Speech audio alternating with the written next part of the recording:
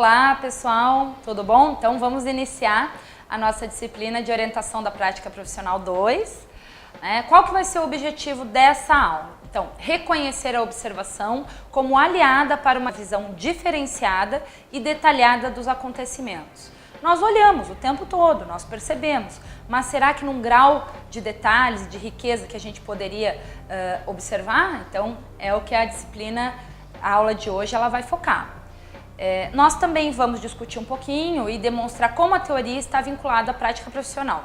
Claro, hoje vamos só começar essa discussão, nas próximas aulas nós aprofundamos a observação. É através da observação que aguçamos um olhar minucioso, reflexivo e crítico.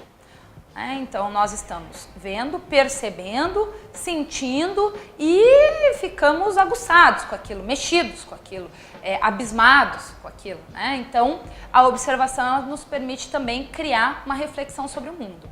Aí eu trouxe algumas imagens para vocês para a gente brincar com essa questão do olhar.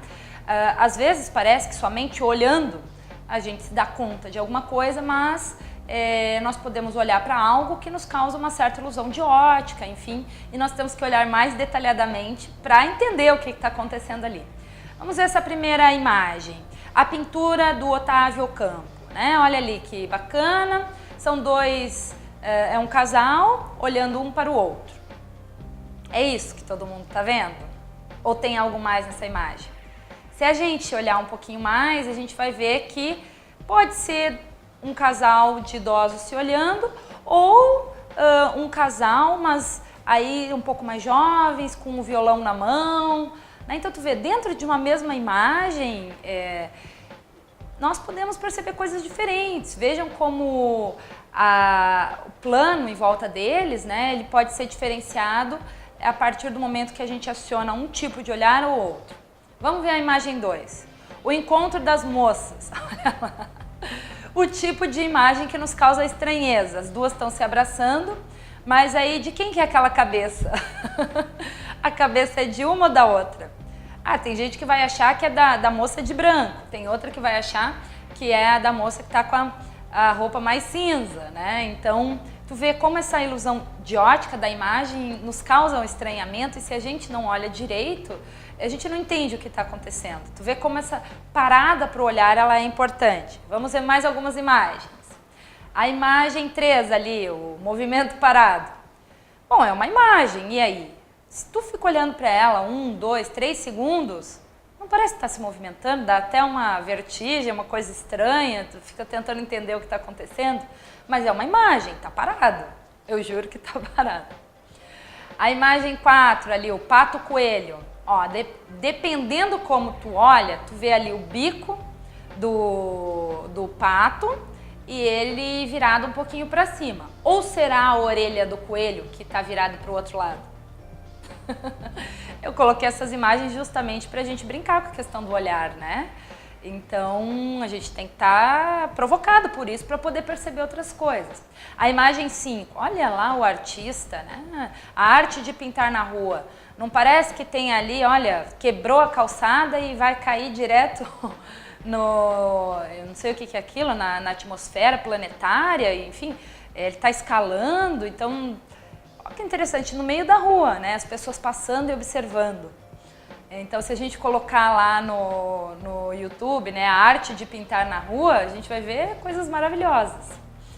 A 6ª imagem, campos e crianças, um pouco dessas imagens, pinturas, desenhos surrealistas.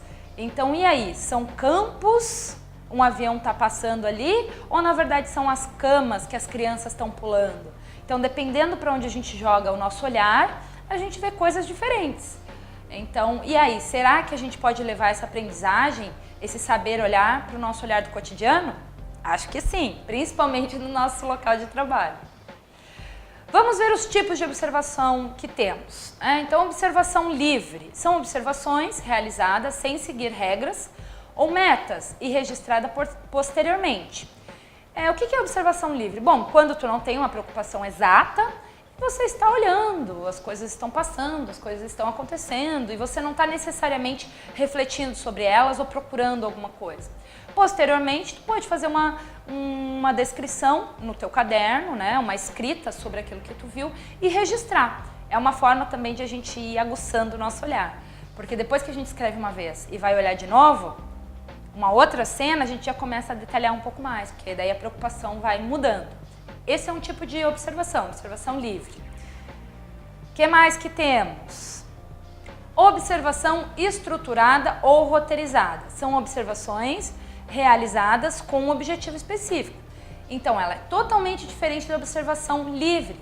Ela já tem um objetivo, né? Quando a gente vai na lista, vai no supermercado, vai com uma lista, ou quando a gente vai na farmácia, tu vai procurando alguma coisa específica, né? Tu vai em algum lugar, tu tem uma preocupação, é aquilo e pronto.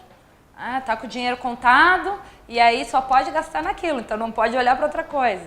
Então, esse tipo de olhar que você determina para onde vai olhar é algo que nós podemos utilizar também para o nosso projeto de pesquisa.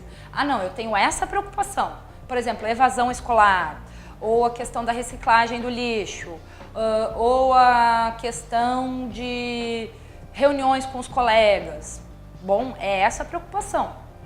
É uma observação roteirizada, preocupada, estruturada. Outra observação, observações descritivas, que vai aonde? No detalhe. São aquelas onde você descreve um determinado objeto ou situação com o maior número de detalhes possíveis. Então, o que acontece? Tu está olhando uma cena, mas tu está olhando com detalhe, na minúcia daquilo.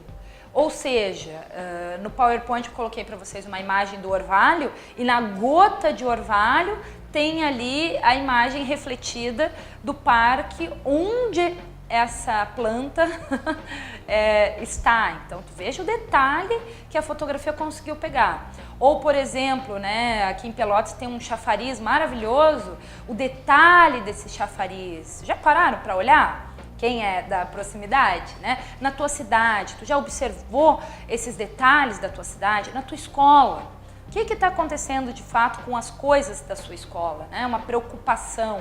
Bom, se eu trabalho com multimeios, como é que estão os computadores? Qual é a situação do material? A pilha está carregada? Como é que funciona, né, a disposição do material? O PowerPoint está funcionando? Não está?